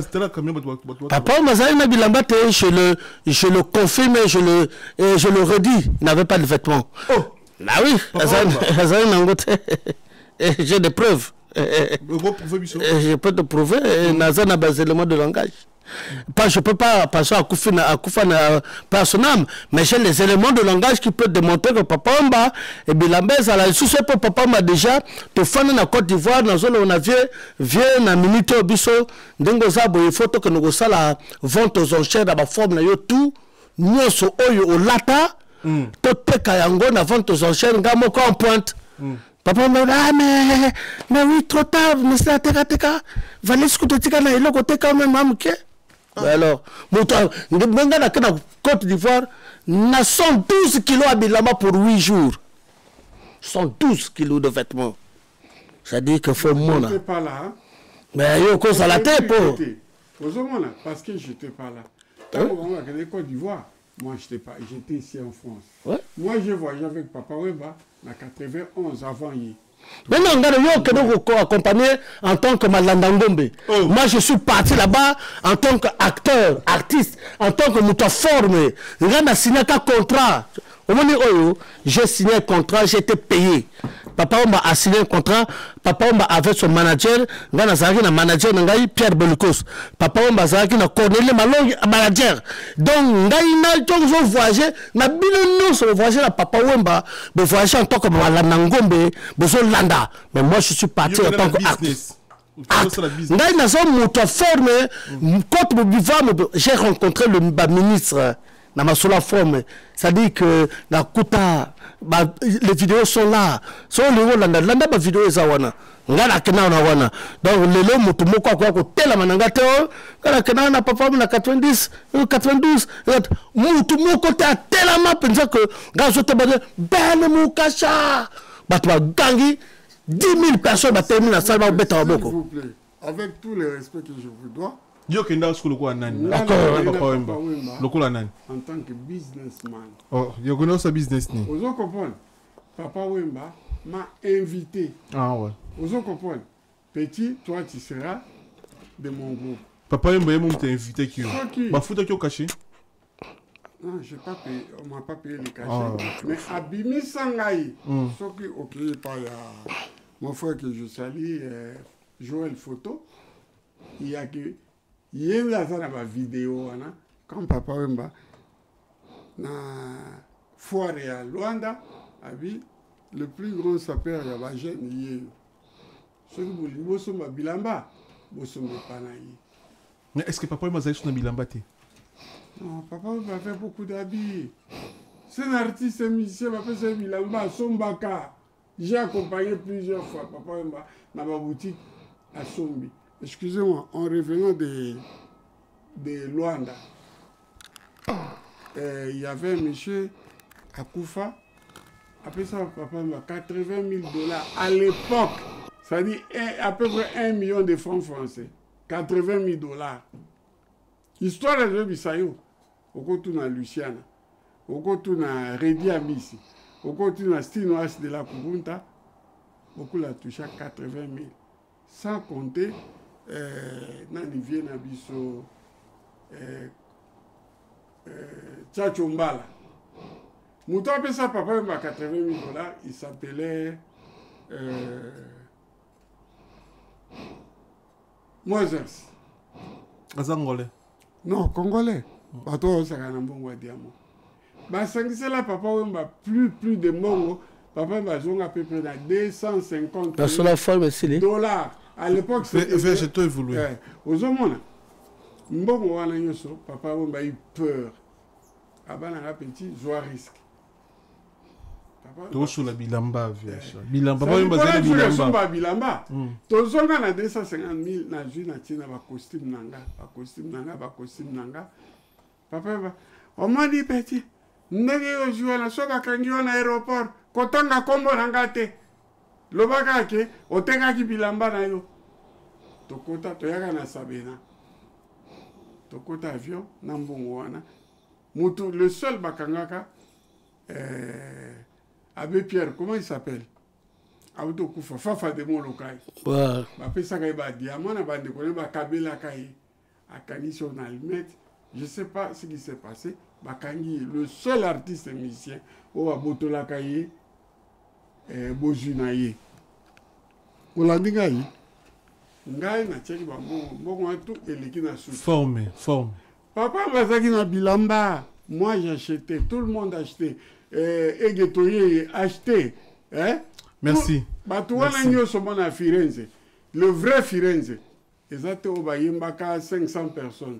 Mais dans le vrai Firenze, il y avait 10 sapeurs. Voilà. Merci la bande de Koutou Balandibiso. On a choisi ma tata Ange Céleste, partenaire officiel. Merci na Bourgeois, Igor Bourgeois. Merci. Merci la bande de Koutou. Merci na Poison Kasserica champion. Merci na Kelvis Nkoy, Grand Lion, merci Nayo, merci na bande Koutou. Vous avez Bolanda Bisso, Sénèque pour moi, Chancel Mbemba, de Midi Nzambe à Ballon, Evan Tumba, Patron Akation Vex. Merci Nayo, Jimichi Mangaport de la chapelle Colombo Tumba, pièce érotique à la pièce. Merci na Michel Ochuli Nakata Londres. Merci na Marcolino Daro, Mamote Makaris et Lupengi. Yagi Baena, colonisateur de la SAP, Mote Mama Sylvie Baena.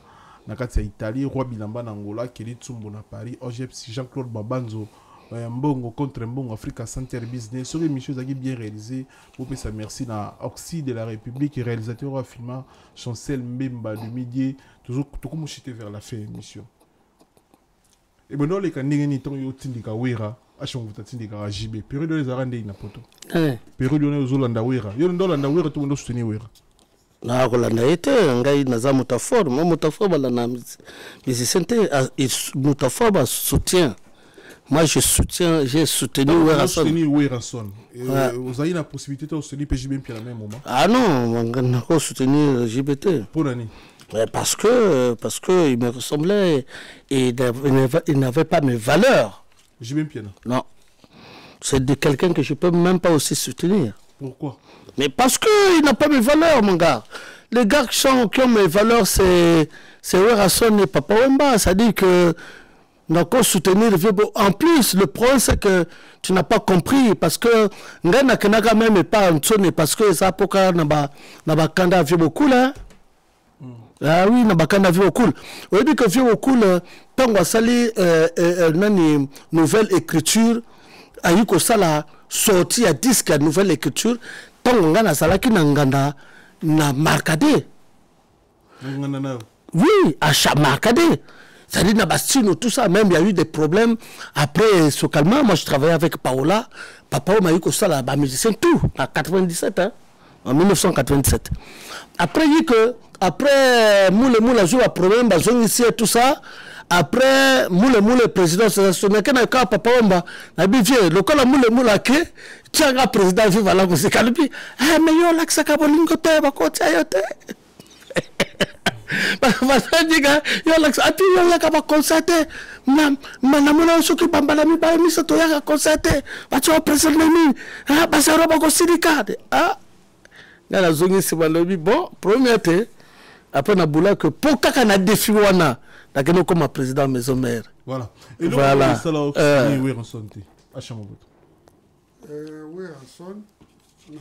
ça fait longtemps. Moi, ma première épouse de la défunte, avec Werason, oncle. Werason, tant on a eu ta poto, ayaka kota la famille, c'est-à-dire la famille de mon épouse. Et avec vous parler là, Masolo, il y a orchestre de Mango, Wingo. Mais je ne m'intéressais pas parce que tant à l'époque c'était Viva la Musica et Victor Eleison. Avec vous s'intéresser dans le côté. Dans ça, ce 3 voyages, on s'intéressait dans le côté alors que maman vient depuis 83. Et moi je revenais toujours de l'Europe. Ce n'est qu'en 89. J'avais un BMW modèle à Kester. La commune à Kinshasa, j'avais un petit à moi, mon account riche. J'ai un vieux. Ma forme, on a mon yo. Nicolo, il a ok, ça va gêner. Il faut que tu aies tout. Ok, c'est encore une musique à 4x4. Bon, aujourd'hui, on est le 31 décembre. 1989. Tokende sorti à Wenge Bapetaka na VV Center. C'est là que Namoni Razoyem. C'est mon beau-frère. Aïe na yambié. Oika mona potonné na betaki. Très bien habillé. Na yambié. Yenda présentanga ba jibe. Pona yeba ba jibe, c'est où Rason. Ah ouais. Tout ça, tout. Conseil moula ya ndenge wana. Tozongi na bisope. À l'époque, j'habitais chez nous. Na Kanji. Kozonga tozonga na limité we car mo ebeta BMW na na sima. Mais car tikala wana tozo taxi lobby na kemona Bavaria. À l'époque, c'était Bavaria qui s'occupait de BMW. Ba iba million ba kiba Mauricien na foutu $3,000. Bango ba yeko ya poto entre 91 et 92. Nakei, il y avait un jeune frère à moi, il potom, ce que tu connais. C'est là qu'il y a Putana, Jibe, na Werason. Mais Wera comme à l'Obakate, Azagi Jor Danga Pedate. C'est Jibe qui est venu vers moi. Donc on a Jibe.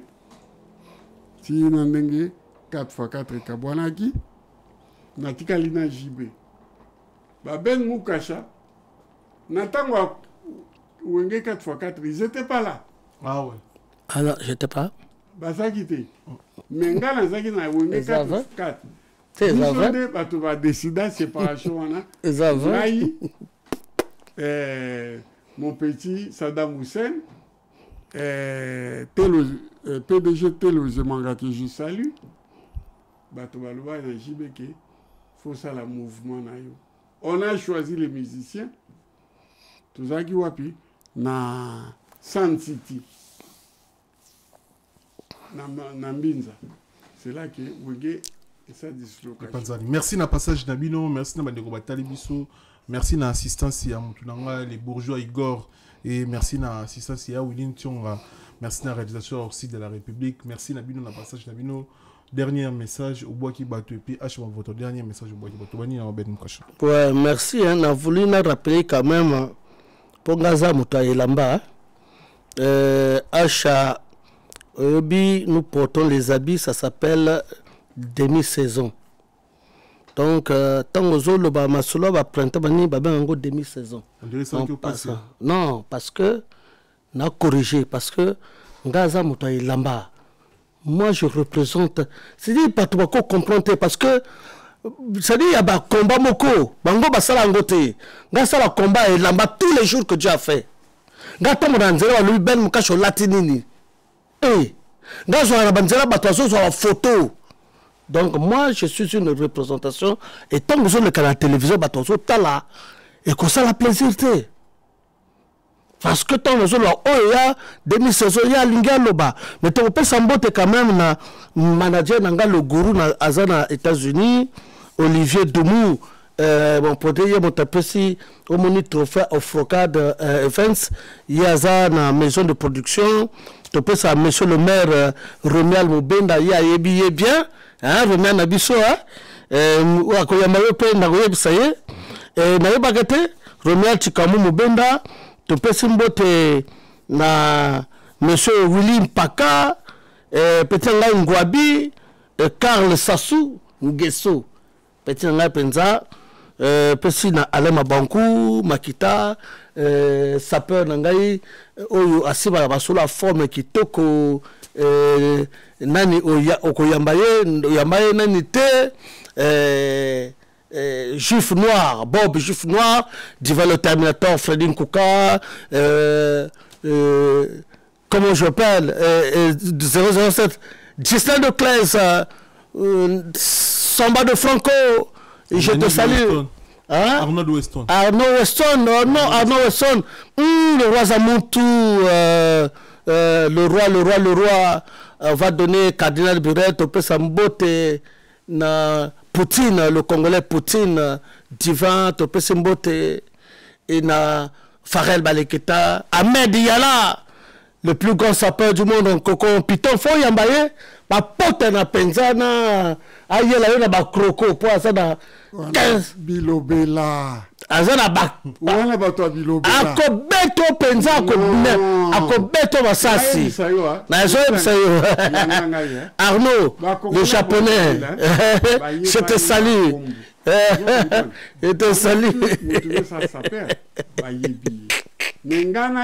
Charles Bissé non Charles Bissé non napesa petit ngambo tete napesa petit ngambo penza ya RDC banikasi bayaka napesa bango te ata yo zota sonde nini napesa Pato Kapangala napesa Didier Nzongo muta forme Didier to beta na moi de to beta to zo que ne Congo na nani concert à faire rigoler non faire ça muta forme te to zo que ne concert ya to zo que ne festival mondial de la SAP na Kinshasa le 19 août to zo que na bango tout na partout toujours que des na ba petit ngai héritier na ba ana petit ngai on les écoles yo sala excusez-moi école na yo excusez-moi Ben Mukasa majesté le mannequin yondo sali bango bah ça c'est normal c'est normal nani azali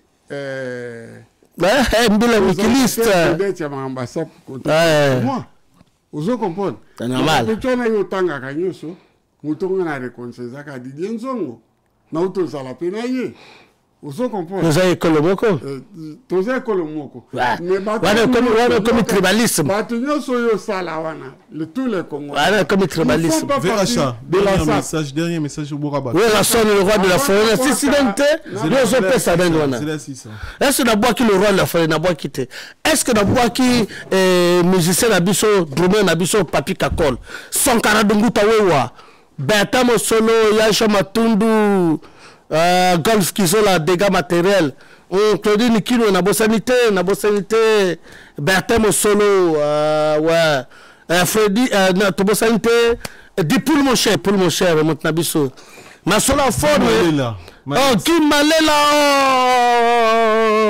c'est bon ouais César 16 on est ensemble Nokosona Ekembe Nokosona mobali ya Mapo la défunte Mapo Zokere dernier message dans la dédicace c'est il y a des créateurs il y a la sapologie menga créateur il y a Yankunga vous comprenez voilà Mabanga voilà remixé bato vous comprenez là ben mu kashako gayinga te pour Mabanga lelo et sombisa tous les musiciens congolais de Kinshasa congolais de Brazzaville banda mon côté a joué disque d'or ba gagner vie dans Mabanga ba joué vie dans Mabanga c'est grâce à Achamavo créateur ya Mabanga yeyo avandi comme Ben Mukacha de l'autre côté à sala histoire na ya sapolo ah bon ozolandanga voilà mais na wenge banda boka bato avant yo non na wenge 4x4 boka bato na lobe makambo ya Mabanga bandi na 83 les histoires na orchestre ni Kester aboram de bosoyo non tango to pesi idéologie à Saleli oui le monde et banda wanati c'est bon trop c'est longue émission voilà remercie bato ozo comprendre je remercie beaucoup Moutouti côté de l'angai costume le plus cher même Ben Mukasa a bien ngote hein oh oui j'ai dit la vérité ça pour provoquer gâté quoi émission aussi là Moutouana Zali Ghanéen émission aussi la terre Ozoko Hollandais Oswald c'est Yantorné monsieur voilà non la griffe la plus chère aujourd'hui au monde ça s'appelle le Yantorné Yantorné avec une Y à la fin c'est le diamant 1 200 000 non dollars 6 000 tira biloko wana yo akoka Yantorné comme nous on le bon Yantorné wana ils ont niveau ni yanga et alors, tu vas parler le bas il y a Batonzala, oui. Nous avons faim. Nous avons, on a Bagrif à Batonzala. Les affamés. Attends, monsieur Congolais, mon côté, Nanou, à comment à niveau. Au moins, Zili, hein, il n'y a aucun Congolais. Ah si. Si, moi j'en ai. Non, là ça va faire ma zélie. Non, arrête ça. Non, arrête. Non, monsieur. Je suis le seul. Malé bien. Nazana fait ma zélie. Malé bien. Non, c'est là, tout ça là, c'est la émission. D'ailleurs, on a ma zélie. Yo. Parce qu'il y a Katia Zili. Excusez-moi, je commence à saluer les responsables. Personne n'est pas tombé. Comme on a eu, Nani. Attends, on a frontière sur ce matin, on va appeler ça café. Zili, on appelle ça café. Yo, si on compte la Zili, on appelle ça café. On appelle ça champagne. Ah, on appelle ça champagne. C'est ça. Ça va égoïste. Moi, je paye les tenues à Zili. Non, à Kosi. Ayebi Zili wapi, ayebi te. Parce que.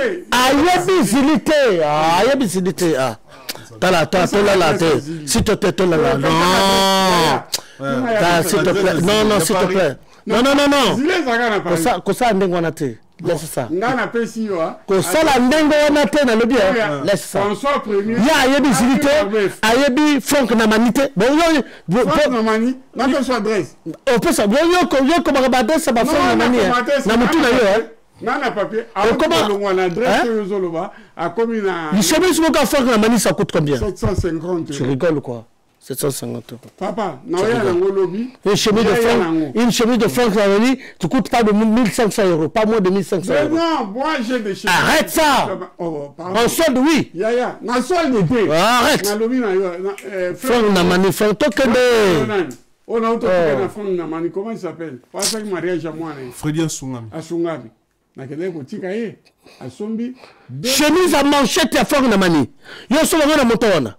Moi j'ai des chemises de Franck Namani. Yo so na faut pas là. Na le bien Acha, ne rigole pas avec les habits. Yakanango, Acha mo vote. Na le bien, appelle-moi. Na le bien. Le bateau, s'il vous plaît. Mardi dans sa l'émission, bon, mesdames, messieurs, na le bien. On va battuter, émission de 4 calaming. Mouto abanda masolo à cravate, hein? Nayaki émission te. Obenga comme par hasard. On mani mouto. Na évité ce. Wanani. Rolf. Mouto abanda ma cravate. Rolf abanda clamas de bicon. Mais petit oui, mais le bien il y a cravate et bandana Allemagne et ngana zana hier. Ma cravate bandana Allemagne monsieur et bandana Allemagne la cravate elle est croate. Cravate croate. Vérité ce qu'on a sapé aujourd'hui. Et pas d'angaï. Ah non. Mais Acha son lobaza, Acha asa mutuya mutandile. Je ne suis pas musicien. Mais tu es musicien. Tu es avec les musiciens. Tes amis, ce sont les JB. Tes amis, ce sont les JB. Na le bien. C'est pas ceux qui font. Ce sont des sapeurs. C'est le plus grand sapeur. Mais ceux qui doivent. Bon, ça peut même là-bas.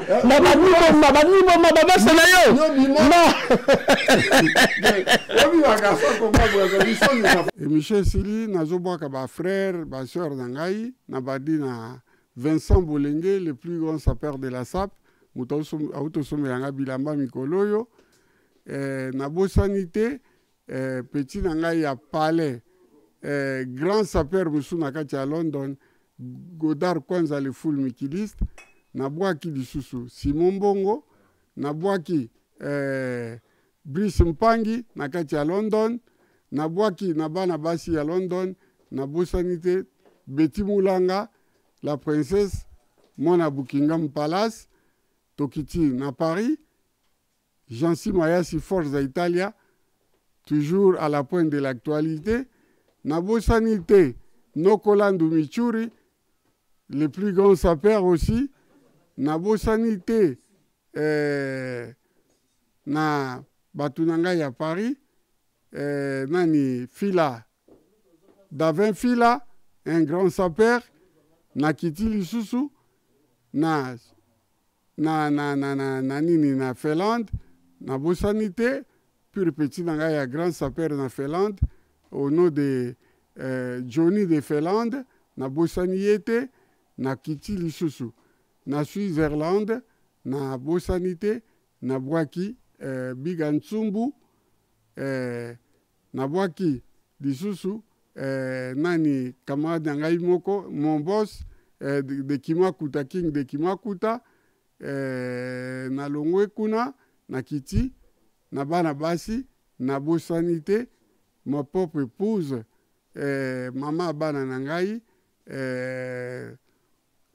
Blandine Bomolo Babu na bosanité mama bana ngai mususu Misawa Yolande mama bana mama ya bana na ngai nyoso na bosanité ma belle sœur oyo na bwakaka toujours na bosani yote Yaladine Tefo na mobali no papa Jean-Jacques na bosani binote na bosanité masangu ya foire na kati ya Paris awa na bosani yote na bosanité le plus grand sapeur de la Belgique le plus grand sapeur de la Belgique l'empereur Hirohito na bosani yote Eric Tola na bosani yote na Belgique lisusu na bosanité mon frère Roger Wakiangana na bosani binote pour na ba mama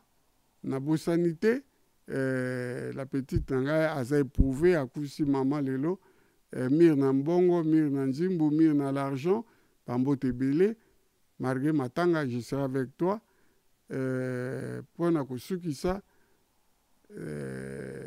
nana papier te nazobwaka kaka oyo ezoyelanga na mutu voilà ba oyo bayoki kombo te japonais okito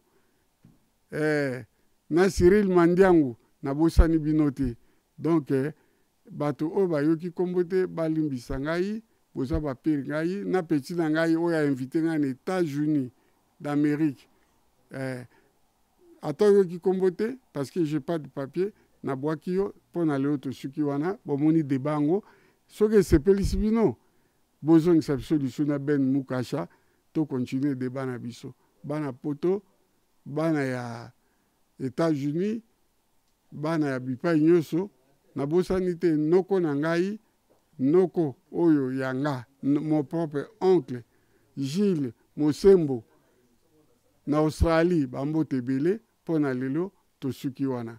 Merci. Pas solo la vérité.